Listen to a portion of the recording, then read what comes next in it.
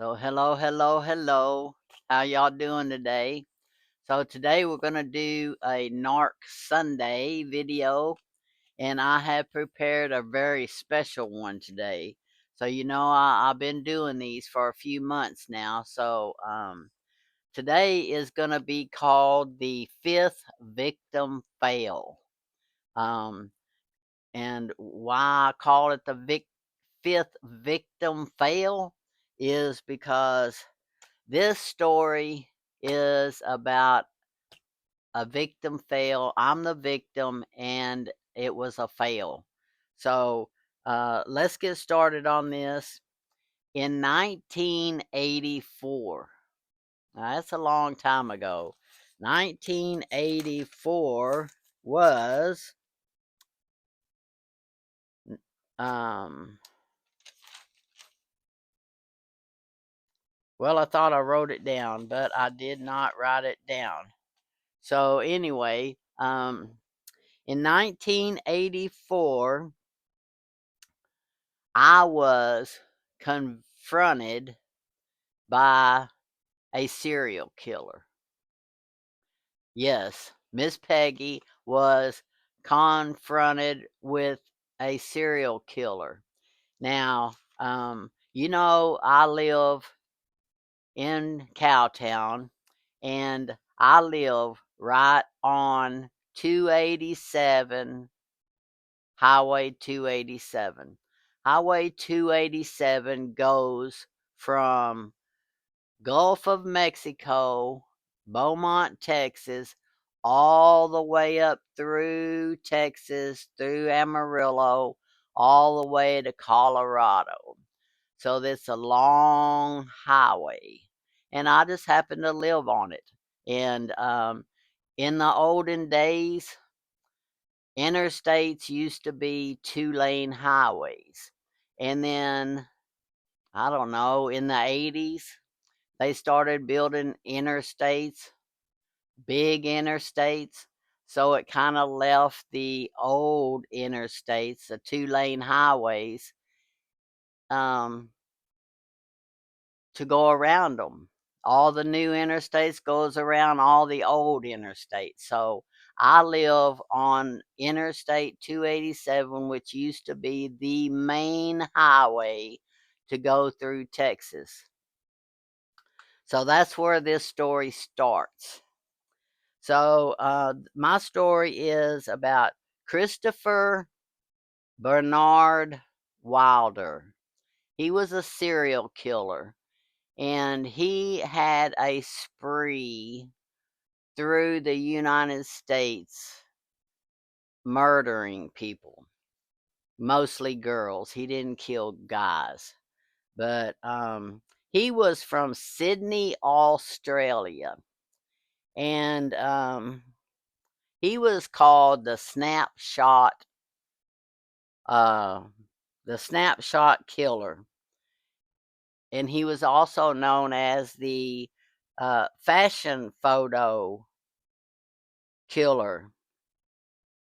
He had a month of terror through the states, and that's how I encountered him. So, um, he had a 7-week killing spree, and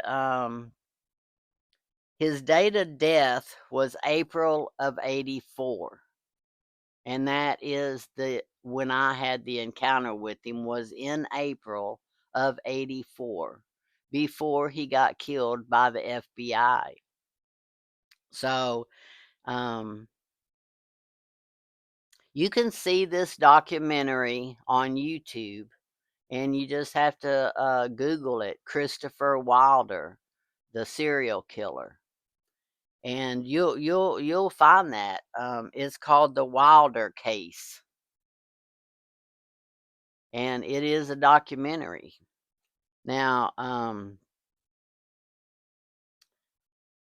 the movie, the Wilder Case, was about fame, false, true terror by the FBI.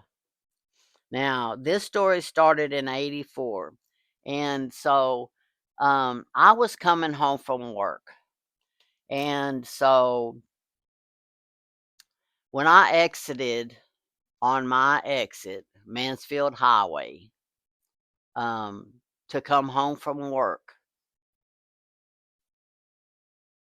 I had to stop and get gas. So when I pulled off the interstate, I pulled into the gas station to get gas. And that, when I got out of the car, that's when I noticed Christopher Wilder parking over on the side of the gas station, basically underneath the sign, that's out there by the sidewalk of the gas station. And he's parked over there. So I pulled into the station at the gas pump. So when I got out of my car and I started to pumping the gas, I saw him over there. You can't miss him. He's standing up against his car. He's out of his car. He's got the car door shut, but he's leaning up against the front car door, the driver's side car door. He's leaning up against there where he's got the view of the whole gas station parking area. And he's leaning there. He's got a camera around his neck, and it's a wide camera strap around his neck. And it's like a 35 millimeter Pentex, possibly, camera he's holding around his neck. And so he's just fiddling with his camera. He's cleaning the lenses. He's got this little cleaning thing. He's cleaning the lenses. And so I noticed him over there. So I popped my top and I'm getting the gas. I used a credit card back then, so I'm paying at the pump. I didn't even have to go in. So as I'm opening my gas tank and putting the nozzle in, um, he's saying something to me. And I looked over there, and he's like telling me, um, now let me find this so I can say it right. Yeah, he was less than 20 foot away. And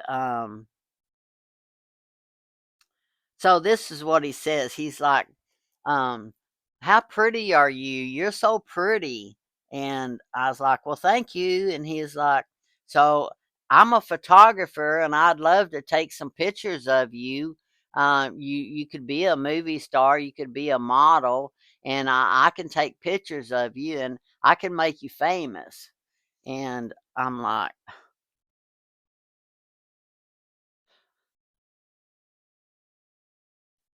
So I'm like, "No, I'm not interested, thank you," and I'm pumping my gas, and he's kind of walking toward me, but not all the way toward me, just close enough to where he thinks I can hear him better. And he just keeps saying, it's like, "I can take pictures of you. We can go somewhere and take pictures where it's a better background than the filling station, and it'd be beautiful pictures of you, and I can make you a model." So I was like, "No, no, no, I'm not interested." And he's just talking, and I'm just trying to ignore him. And so when I got the nozzle back in the holder at the gas station, um, I just got in my car and drove off. And I didn't know who he was. And I don't know if he followed me or not. Um, when I got home, I just told my husband, it's like, "There's this weirdo at the gas station, wanted to take pictures and making me a model, blah, blah, blah." And he was like, "Well, that is kind of weird, ain't it?" And I just forgot about it. That's the last thing I thought about. So after I told my husband that that's the guy I saw at the gas station, we just forgot about it. I never even thought another thing about it. I just thought he was weird. So now, today, I've started investigating. I didn't even realize what the guy's name was. I just knew that I had that encounter years ago. So trying to think about that, I got on my phone and I Googled it um, just to see. I was like, since I knew he was on TV, I just Googled a serial killer in Texas. And boom, it came up 1984 serial killer came through Texas. I was like, gosh, I didn't even know it was so well known. I didn't even see the documentary on the TV at all. And so uh, now that I've started investigating him for this video, I found out that he traveled from Beaumont, Texas, straight up 287, the one that's 6 houses down from me, from Beaumont all the way to Colorado. That's how far this highway goes. I didn't even realize it goes that far, but that's the one he was on. So, since I did not call the police and I didn't report this, the FBI didn't even know where he was. I read on the internet that they didn't even know where he went. If I had a took a minute and called them and told them about this weirdo that tried to get me to leave with him, this whole thing could have been different. But I didn't. I didn't report my encounter at all. So they don't even know that he stopped in Cowtown. They've got him.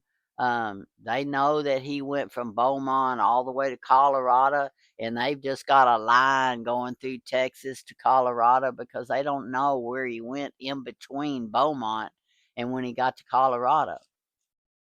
So the Texaco station where I got my gas was just at the corner down there, 2 miles from my house. I stopped there quite frequently coming home from work to get gas because I had a gas card and I have to stop where I can use my gas card. So when I read that he was from Australia the other day, I was like, Australia? If he's from Australia, he should have had an accent. I talked to the man. He talked to me. I did not remember hearing any kind of accent. He was just talking just like I was talking. So I picked up my phone and I Googled it. And um,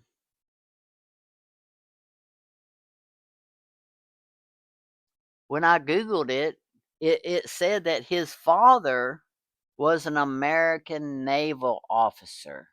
An American. So they would have spoke like you and I do in America.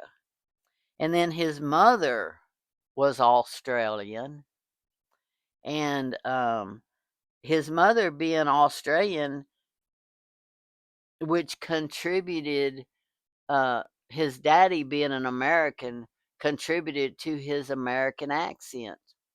So that's why I was confused. I didn't even know that he had an American father. But he was an Australian, but he talked with an American accent. He did not have an Australian accent. I witnessed his voice. I know he did not talk with an Australian accent. So,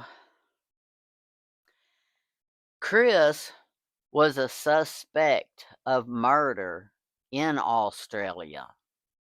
And that's why he left Australia and came to America. He came to America in 1969. In 1969, I was turning 18. Now, when I had the encounter with him in 1984, I was 33. And when I'm looking on the internet of all these murders that he murdered, he liked young girls up to 33 years old. So I was on his list of beautiful girls. Um, I have a picture of me when I was 33, and I'll put it at the end of this video so you can see my beautiful long hair. I could have been a model. I was a model. My uncle had a photography studio. My other uncle took beauty shop pictures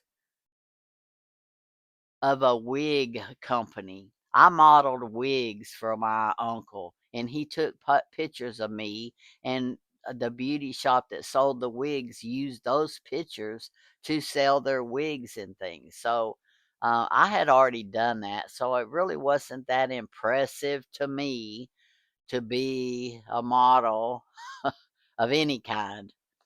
So, like I said, he had moved to the United States in 1969. And, you know, his nice dressed appearance fooled people because he wore a white button up shirt. He had usually had the sleeves rolled up, you know, and he wore slacks and he had a camera around his neck. So he kind of blended in. Even when I pulled into the gas station and he's leaning up against his somewhat purple car, ugly purple car, I thought his ugly purple car, he was leaning up against it, cleaning his camera lenses.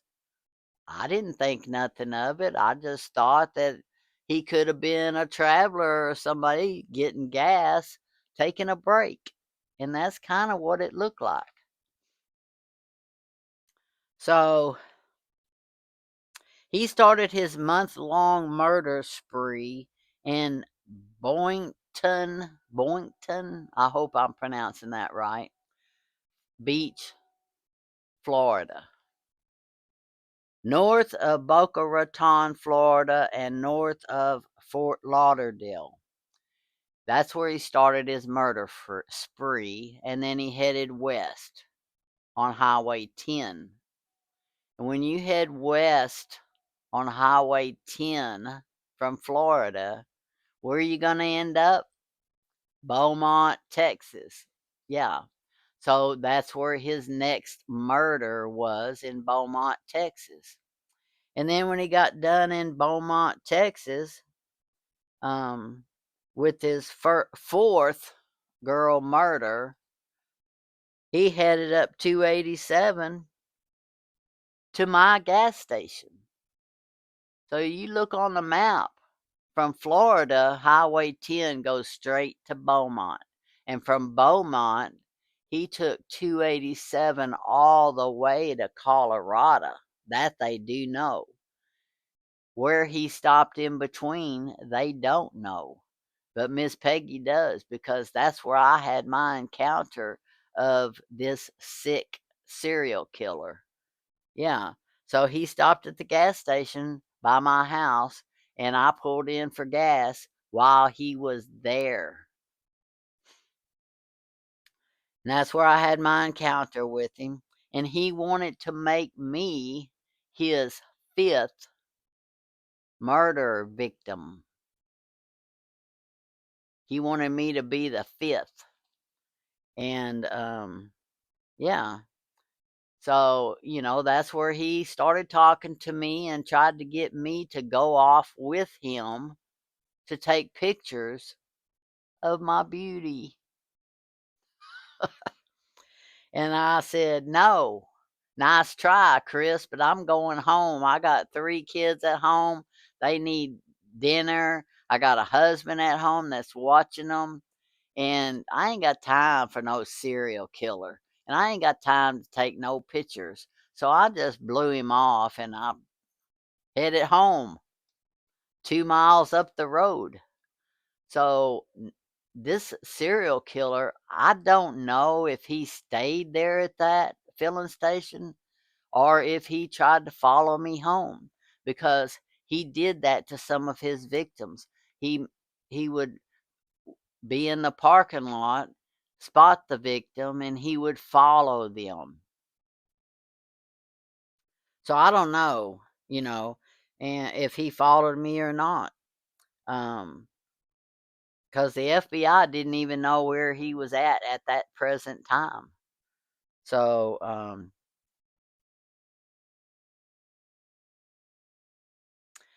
so after he left Texas, he went to California, straight westbound, straight to California. Now, when he was in California, he kidnapped a girl named Tina. Now, Tina, I don't know why, but I think Chris kind of liked her. I don't know if it's her personality or looks or just the way she interacted with him, but he liked her. So he made her his sidekick. So she drove a Trans Am. So he had her manipulated, which narcissists are very, very good at manipulating people. So he manipulated her to drive her Trans Am behind him and help him pick up his murder victims. And she watched him rape, kidnap, and murder these next girls. And she just went along with it, and she followed him wherever he was supposed to go. And so he decided to let Tina go. She's the only one that survived and he did not murder. So, because he kind of was fond of her, he drove her to an airport, bought her a ticket, and put her on a plane to go home. And when she got home, she reported him. And that's when the FBI started looking for him, where he was going. And they finally caught up with him in New Hampshire. Way, sorry, a call came in. But anyway, they ended up tracking him down in New Hampshire, way up by New York, way up there. You know where New Hampshire is up there? By the Hamptons. And so the police had a standoff with him. So, he was shooting at them, they were shooting at him, and then he just committed suicide. He killed himself. So it was over at that point. So his month-long terror from Florida all the way to New Hampshire before they caught up with him. So he's dead. I'm at home. I don't know nothing about this. Next thing I know, my husband and I are watching the news, and that's when I told my husband, that's the guy I saw at the filling station. And I never told my kids about that. My kids at the time were 12, 13, and 14. And at that time, they were staying at home by themselves. They were lock key children. I wasn't about to tell them about a murder person that's right down the street that almost kidnapped me or wanted to kidnap me and make me his fifth victim. I wasn't about to tell my kids that. So my kids never knew about that. My kids to this day do not know about this Chris Wilder, my encounter at the gas station on my way home from work to my children. It just kind of gives me the chill bumps just thinking about how close I came to a serial killer in 1984, April of 1984. in the spring. It was a nice day. It was a very nice day. So I guess my kids are going to find out through this video because my kids do watch my videos. So here it is. This is 40 years, 8 months ago. 40 years, 8 months ago. My kids are going to find out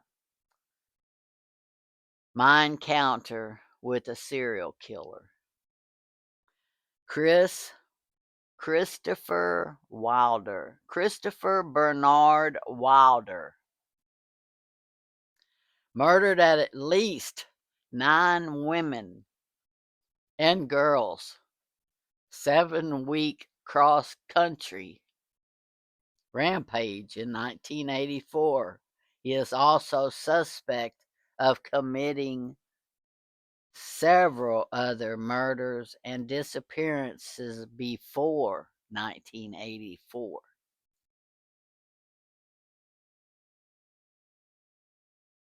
Nine women that he murdered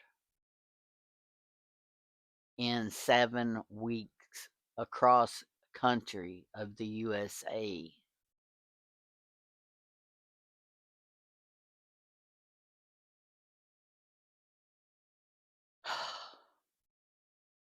It's so emotional just thinking about it. I haven't thought about this in 40 years because I just kind of blank it out for some reason.